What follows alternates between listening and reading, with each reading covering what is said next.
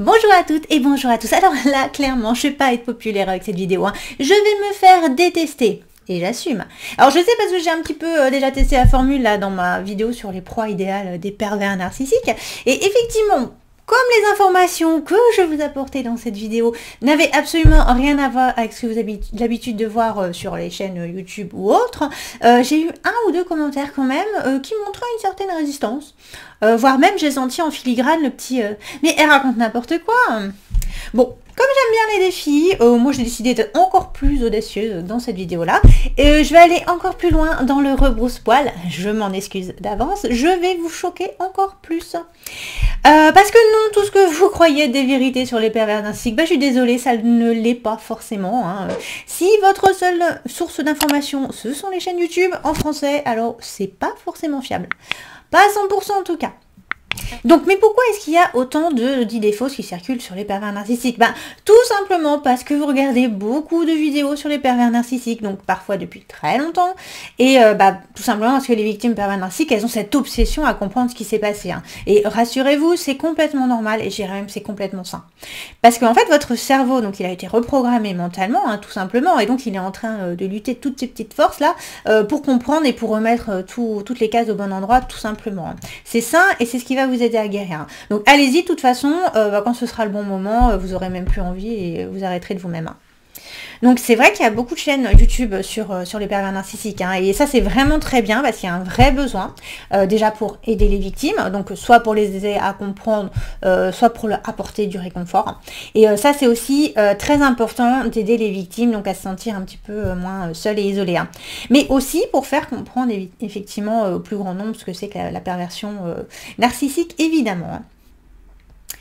Hein. Alors en fait, j'ose à peine le dire, mais ce qui est vraiment gênant, c'est que toutes ces chaînes, elles vont pas être tout à fait dans l'exactitude, hein, elles vont pas forcément toutes s'appuyer sur les recherches scientifiques, et beaucoup s'appuient sur des vidéos déjà existantes, et malheureusement du coup, il y a quand même une démarche scientifique d'exactitude qui n'est pas vraiment très bien respectée. Donc du coup, malheureusement, on voit de plus en plus se diffuser des informations, mais complètement fausses ou partiellement fausses, sur les pervers narcissiques. Donc qui, à force d'être répété et re-répété et re-répété encore, commence à passer pour des vérités. Alors bon, franchement, moi je dirais sincèrement, mais il n'y a pas mort d'homme. Franchement, c'est pas très très grave. Hein.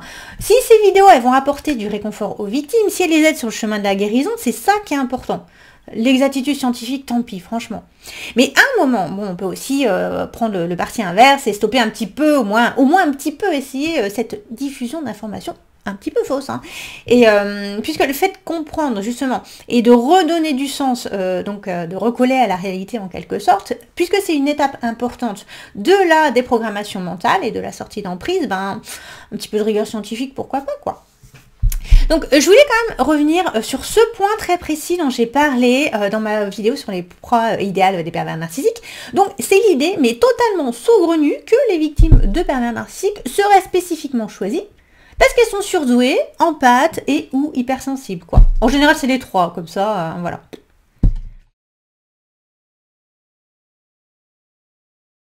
Alors, on va commencer par régler son sort aux surdoués. Alors, les surdoués ou au potentiel. Alors, bon, il n'y a pas vraiment de consensus sur ce qu'est un surdoué. Hein. On estime que ça aurait un lien avec l'intelligence. On est surdoué si on obtient plus de 130 points un test de QI, quoi. Alors pourquoi je parle des surdoués? Eh bien tout simplement parce que sur les forums d'entraide de victimes, et dans les commentaires de vidéos sur les pervers narcissiques d'ailleurs, hein, y compris sur ma chaîne, il y a une véritable épidémie de douance, donc le fait d'être surdoué. En fait, on a sans arrêt des personnes qui écrivent que grâce à cette épreuve, elles ont enfin découvert qui elles étaient, et pourquoi leur vie a été ce qu'elles étaient. Donc en gros, tous les problèmes passés, présents, futurs, ça venait de là. Parce que en fait, elles sont des surdoués qui s'ignoraient jusque-là, quoi. Donc les échecs scolaires, amoureux, sentimentaux, tout vient de là. Il n'y a rien qui est de leur faute. Et en fait, il se trouve que donc sur les forums, ce qui est un peu alertant quand même, c'est qu'absolument tout le monde se découvre surdoué, quasiment sans exception. Alors attention, hein, je suis pas en train de dire que c'est pas possible, il y a des surdoués, c'est possible, et vous pouvez potentiellement être surdoué, il n'y a pas de problème là-dessus. Ça existe, vraiment, je remets pas en cause ça. Mais sauf qu'à un moment, quand vous voyez des dizaines et des dizaines de personnes écrire ces mêmes mots à la chaîne, sans avoir été diagnostiqué d'ailleurs précisément, là il y a un vrai problème. Il y a un véritable effet boule de neige. On sent genre depuis un an ou deux là qu'il y a une vraie fausse croyance qui circule parmi les victimes de pervers narcissiques.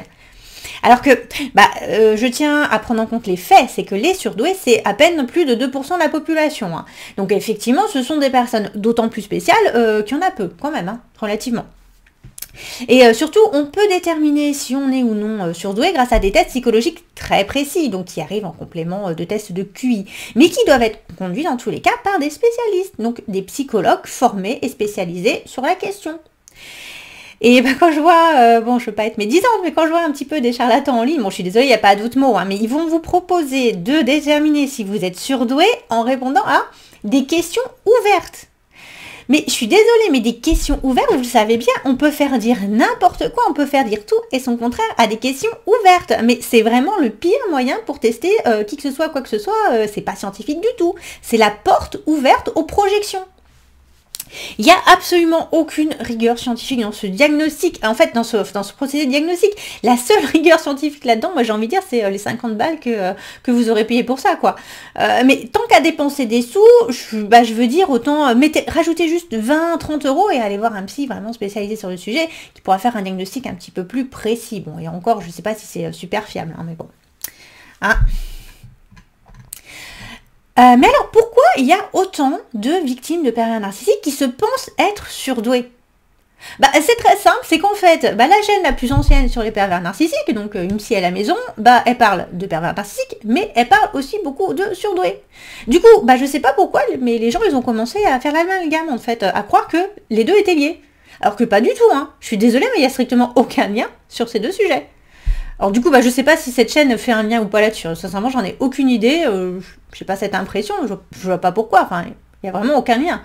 Mais bon, en tout cas, si la chaîne fait le lien, je suis désolée, mais c'est 3000% faux. Hein. Là, je tiens à le dire clairement, fermement, c'est faux. Et en fait, l'autre raison pour laquelle il y a cette épidémie en quelque sorte de surdoués, c'est que si vous lisez les points caractéristiques des hauts potentiels, donc par exemple, vous allez genre sur l'article Wikipédia consacré ou sur n'importe quel article de blog là-dessus, en fait, il n'y a rien de plus flou que ces caractéristiques. À peu près n'importe qui peut s'y projeter parce que c'est juste hyper vague en fait. Hein. En fait, c'est aussi flou, c'est aussi vague qu'une explication avec un pervers narcissique, je dirais.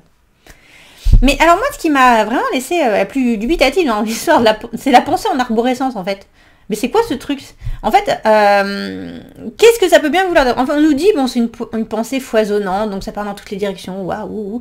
Mais qu'est-ce qui va permettre de relier ça à la douance, plutôt que, je sais pas, par exemple, l'imagination, la créativité? Enfin bon, voilà, c'est super aléatoire, enfin, c'est très très vague.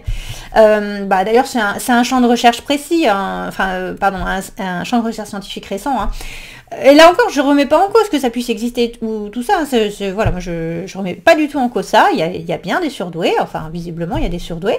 Mais bon, ça reste encore un petit peu contesté pour les analyses en tout cas. On est encore en début de recherche. Hein, c'est bien normal et voilà, c'est pas très grave. Mais en tout cas, il y a une chose dont je suis sûre, c'est que vous ne pouvez pas tous être surdoués. C'est impossible. Je crois que le truc le pire que j'ai lu moi, ce sujet-là, c'est sur un forum de victimes, un sujet qui s'appelait est-ce que le pervers narcissique peut avoir une pensée en arborescence? Mais c'est quoi ce truc? C'est quoi ce truc? Alors bon, je suis désolée, hein, je cherche pas à me moquer de la quête d'explication des victimes parce qu'elle est très réelle et elle est très judicieuse. Elle est très légitime. Je suis passée par là moi aussi. Hein. Mais franchement, ça rime à quoi cette question? Expliquez-moi quoi. Bon alors, au final, si vous vous êtes reconnu dans les caractéristiques des surdoués, est-ce que c'est pas... Bon, non pas que vous êtes surdoué, hein, même si vous pouvez être surdoué, là encore, hein, mais tout simplement parce que vous êtes intelligent. C'est bien d'être intelligent, quoi. Bon, allez, je pose ça là, on en reparle tout à l'heure, hein, dans la synthèse de tout ça.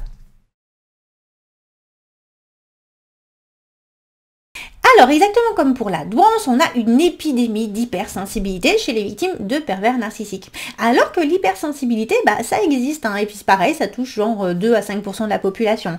Et je vous assure, c'est quelque chose qui est hyper handicapant, hein, ça peut être vécu comme une véritable souffrance. Hein. Bon, c'est pas une pathologie, mais c'est une sensibilité qui va être perçue comme exagérée ou extrême par la personne et son entourage. C'est la définition de Wikipédia, hein, ça vaut ce que ça vaut, mais bon, voilà, ça vous donne une idée un petit peu du périmètre. Hein. Du genre, en fait, si vous êtes hypersensible, bah, vous allez chialer devant Babar, quoi. Genre, bon, en fait, vous allez chialer souvent, devant tout et n'importe quoi, vraiment souvent, hein. Et les gens, ils vont vous regarder toute la journée, l'air absolument exaspéré, en se disant, oh non, mais pas encore, mais qu'est-ce qui lui arrive cette fois? Bon, comme je vous disais, même si le terme hypersensible, ça sonne super bien, c'est pas un don, c'est plutôt un handicap, hein. Alors, est-ce que vraiment vous souffrez d'une sensibilité exagérée ou extrême par rapport au reste de la population? Est-ce que vous chialez devant Babar ou bien? Est-ce que c'est pas plutôt que vous êtes sensible, bon, voire un petit peu plus sensible que la moyenne? Ce qui est très bien, hein. Bon, on revient là aussi là-dessus tout à l'heure. Alors maintenant, on va voir un petit peu ce qui se passe du côté des empathes. Alors je suis désolée de vous le dire, mais les empathes, à part les vidéos, dans les vidéos sur le développement personnel, ben ça n'existe pas vraiment, hein. C'est pas vraiment une notion que vous retrouverez telle quelle dans la recherche scientifique, hein. En tout cas en psychologie, bon. Je vais être honnête, ils sont quand même un peu adaptés. Je sais qu'ils en parlent quand même, hein. Mais ça ne veut pas dire grand-chose en fait, hein. Donc un empathe, on parlerait d'une personne dotée d'un sens exacerbé de l'empathie, donc capable de ressentir les sentiments et les émotions des autres, hein. Mais moi ça me gêne parce que vous savez qui c'est l'empathe ultime? Ben c'est le pervers narcissique. Alors bien sûr, son empathie elle est un petit peu spéciale, hein. C'est ce qu'on nomme en fait une empathie froide, c'est-à-dire qu'elle est uniquement cognitive. Donc il sait intellectuellement ce que vous ressentez, mais lui il n'a jamais ressenti et il ressentira jamais ça.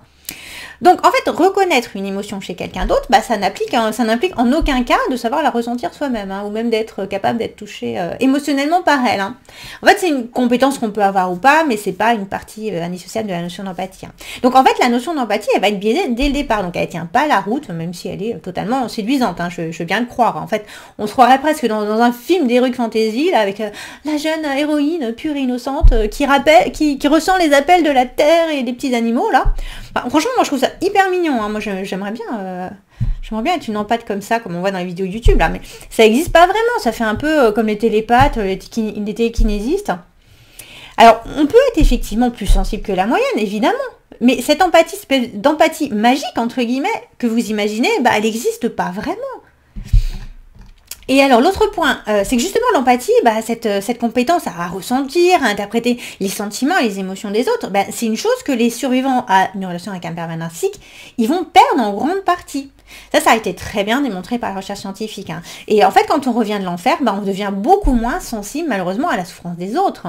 Et donc si vous pensez que votre valeur en tant qu'être humain, elle va se fonder sur cette empathie présumée, bah, vous courez à la déception, hein, clairement, hein.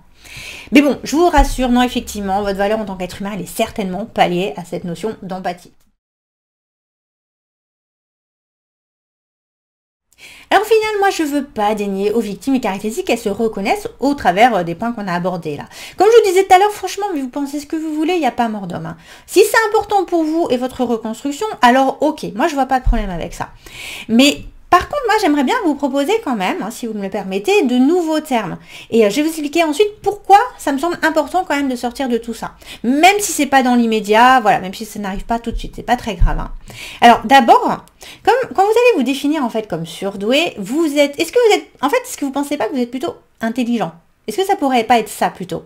Donc vous avez une intelligence supérieure à la moyenne, et bon, bah ça c'est super, quoi, c'est génial d'être intelligent, même d'être plus intelligent que la moyenne, c'est super. Mais est-ce que vous avez vraiment besoin d'être surdoué? Est-ce que c'est pas suffisant d'être intelligent? Bon. Pour les hypersensibles, pareil, est-ce que c'est pas plutôt parce que vous êtes sensible, gentil, attentionné aux autres? Est-ce que c'est pas ok? Est-ce que c'est pas suffisant d'être sensible plutôt qu'être hypersensible? D'être gentil, d'être attentionné, de vous soucier des autres. Ça, ce sont des qualités inestimables. À mon sens, ça fait la valeur d'une personne. Et alors pour les empathes, mais c'est pareil. Est-ce que c'est pas pareil parce que vous êtes gentil, que vous souciez des autres, de leurs souffrances, vous avez une grande capacité d'écoute et de compassion? Est-ce que c'est pas ok comme ça? Est-ce que c'est pas suffisant? Parce que quand vous vous définissez comme surdoué, empathe ou hypersensible, en fait c'est comme si vous attribuiez des super pouvoirs. En fait comme si vous, en tant que tel, en tant qu'être humain, vous n'étiez pas suffisant. Et moi franchement je comprends très bien d'où ça peut venir, hein, parce que en fait quand vous avez une relation avec un pervers narcissique, vous êtes sans cesse dénigré, vous êtes rabaissé, vous êtes humilié. Et tout ce que vous faites n'est jamais assez bien de toute façon, hein. Et en plus, comme ils sont envieux, les PN, je dirais même que plus vous faites les choses bien, et plus ils vont essayer de vous persuader que vous êtes une merde. Donc si vous recevez le Nobel de littérature, il va juste vous dire que c'est un coup de chance. Voilà. Mais il n'y a aucune logique dans ce qu'il vous dit quand il vous rabaisse. C'est pas vous. D'ailleurs, croyez bien, même lui, il n'en pense pas un mot. Hein. Il sait très bien qu'il raconte n'importe quoi. Hein. Son seul but, c'est que vous vous sentiez mal, parce que ça va nourrir son narcissisme. C'est sa source d'approvisionnement narcissique.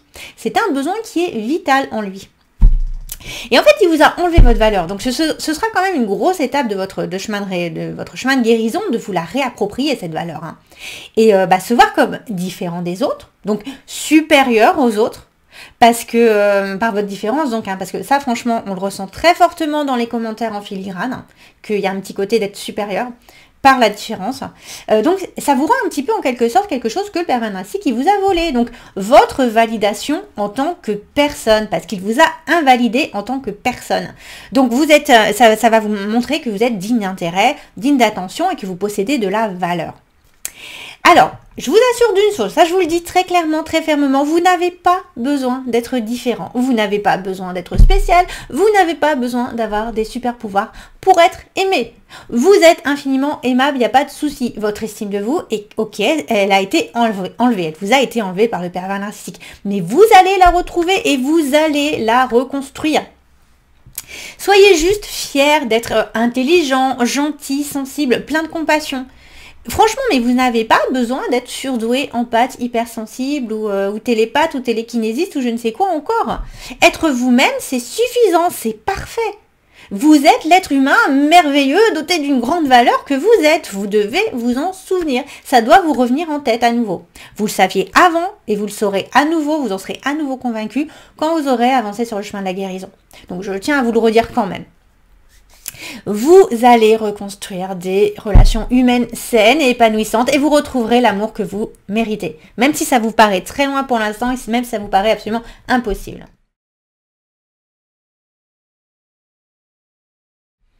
Alors, j'en ai déjà beaucoup parlé dans ma vidéo sur la proie idéale du pervers narcissique, hein, mais je voulais revenir là-dessus pour être un petit peu exhaustif sur le sujet. Alors non, le pervers narcissique que vous avez fréquenté ou que vous fréquentez, il ne vous a pas choisi parce que vous étiez surdoué, empathe et ou hypersensible. Hein. Mieux, c'est les trois en même temps, comme ça. Un pervers narcissique, il essaie littéralement avec tout le monde, il essaie littéralement avec tous les profils. Si vous acceptez de vous mettre avec lui et si vous êtes réceptive à la mise sous son prise, alors c'est bon, vous avez le poste. Peu importe qui vous êtes, peu importe votre valeur, peu importe votre physique, peu importe votre intelligence. Ils peuvent tout autant avoir une relation avec une personne très gentille qu'avec un ou une psychopathe. Et je vous assure que le ou la psychopathe aura largement sa préférence par rapport à quelqu'un de gentil. En fait, la seule chose qui fait que vous avez pu accepter cette situation, c'est que vous avez une difficulté à poser vos limites. Peut-être même est-ce que vous manquez un petit peu d'estime de vous-même. Hein.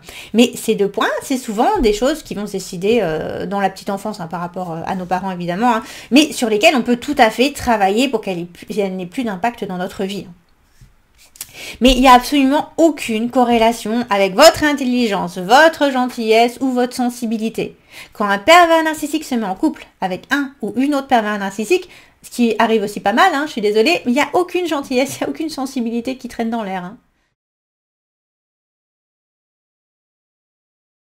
Mais du coup, moi je vous conseille quand même de lutter fermement contre cette pensée que vous avez été choisi parce que vous étiez surdoué, empathe ou hypersensible. Hein. Parce que en fait, en faisant ça, vous vous maintenez dans cette fausse croyance que tout était inéluctable et tout venait du fait que vous étiez comme destiné à ce ou cette perverse narcissique. Hein.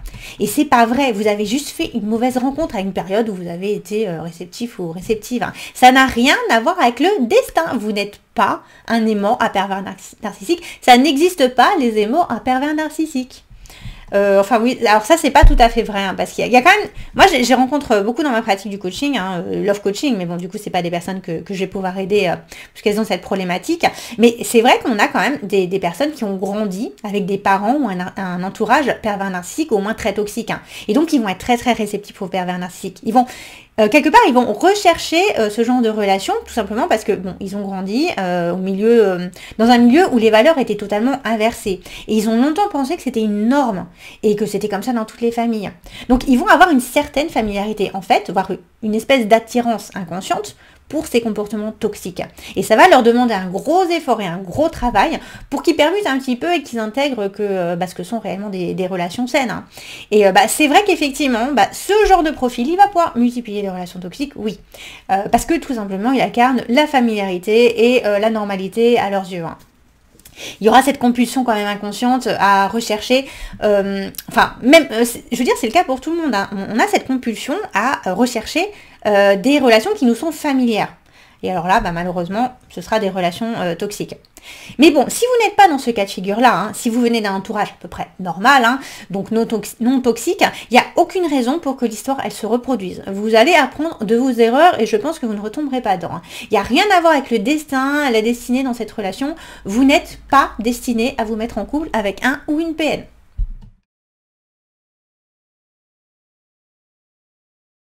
Mais si ça peut être une notion séduisante pour vous, c'est que d'abord, vous vous sentez un petit peu moins mal, je dirais, de vous être fait avoir. Hein. Ça met un petit peu de baume, en fait, sur la honte toxique que va ressentir une victime de pervers narcissique. Mais vous n'avez pas besoin de partir dans ces idées, je vous assure. Ce qui vous est arrivé, c'est pas de votre faute. Si on n'est pas conscient qu'il y a des sociopathes autour de nous qui se cachent parmi nous, là, c'est quand même un petit peu difficile à admettre, je suis désolée.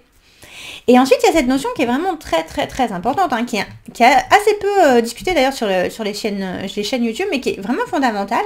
C'est que donc, quand vous entamez une relation avec un pervers narcissique, vous rentrez littéralement dans la 4e dimension.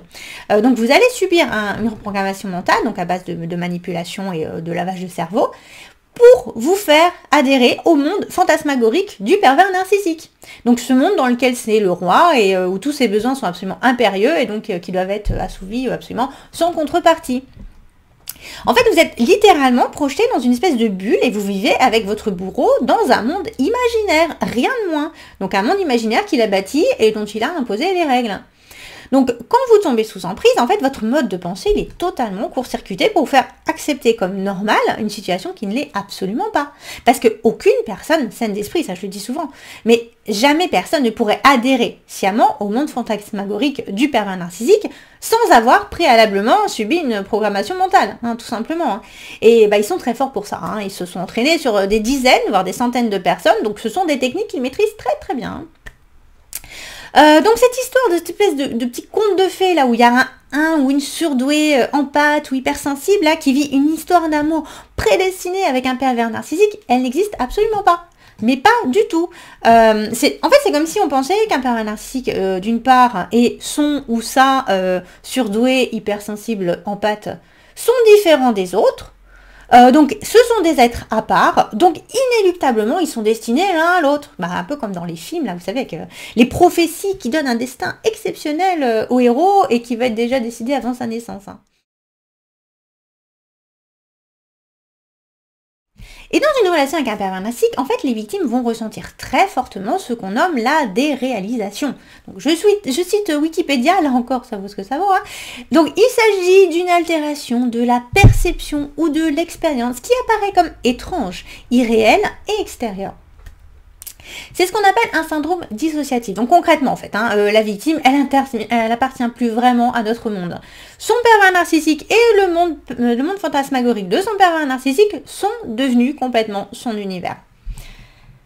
En fait, moi, ça me fait beaucoup penser, vous voyez les adolescents, donc ils vont un petit peu se réfugier dans des mondes imaginaires avec les mangas, les jeux vidéo, les jeux de rôle et tout ça. Là, c'est un petit peu pareil, en fait. Se donner ce type de super pouvoir, c'est un peu légitimer l'existence d'une autre réalité.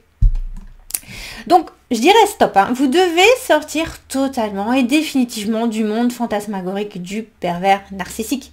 Il n'y a ni destin, ni roi un petit peu pervers, ni princesse charmante ou des petites fées qui ressentent le pouvoir de la terre. Hein. Je suis désolée. Il y a juste une relation très, très, très sale où un malade mental abuse d'une autre personne. C'est tout. Et malheureusement, cette victime, elle est totalement interchangeable. Donc, vous devez revenir dans cette réalité. Et je vous assure, ça va venir. C'est pas votre faute, c'est de la faute à la déréalisation, donc vous n'êtes plus tout à fait dans le monde réel et vous allez devoir revenir petit à petit pour sortir de l'emprise. Ça peut mettre 1 ou 2 ans, mais vous allez sortir de cette reprogrammation mentale et de cette mise sous emprise. Et une fois guéri, je vous assure que vous n'accorderez sans doute plus aucune importance, aucun crédit à ces histoires de surdoués ou d'empathes là.